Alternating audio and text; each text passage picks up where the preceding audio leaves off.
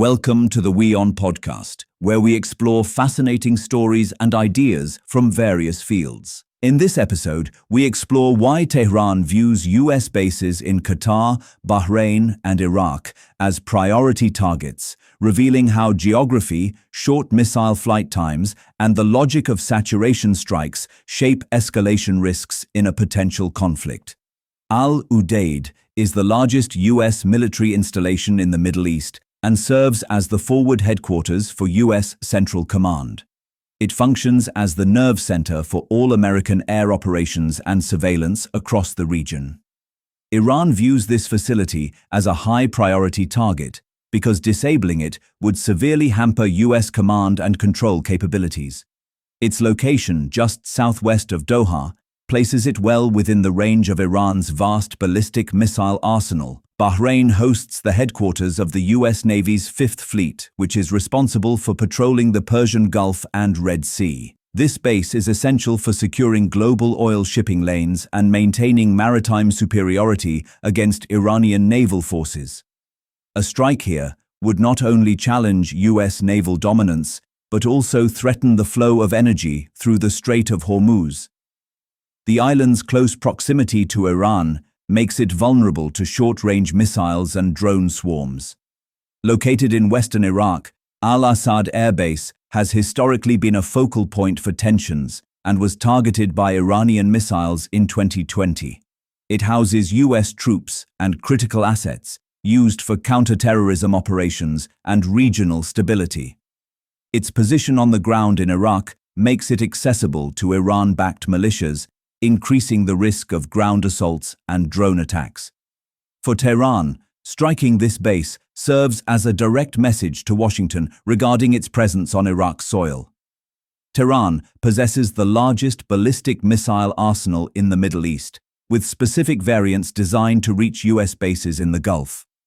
Precision-guided missiles can strike targets in Qatar, Bahrain, and Iraq with high accuracy. The short flight time from Iranian launch sites to these bases leaves US air defense systems with very little reaction time. This capability allows Iran to threaten simultaneous strikes across multiple countries. Iran supports a network of powerful militias in Iraq, which operate independently of the state's formal armed forces. These groups have previously targeted US facilities like Al-Assad and the US Embassy with rockets and drones.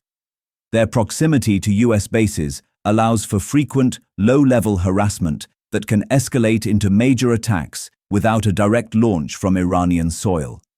This gray zone warfare complicates US defensive responses and increases the security burden on American troops.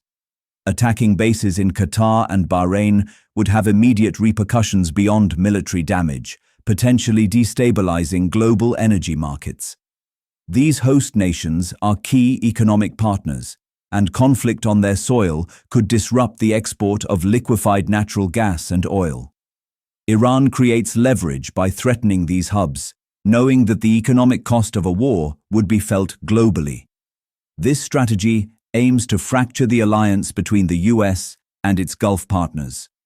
While the US deploys advanced Patriot and THAAD missile defense systems across the region, they are not impenetrable against mass volleys.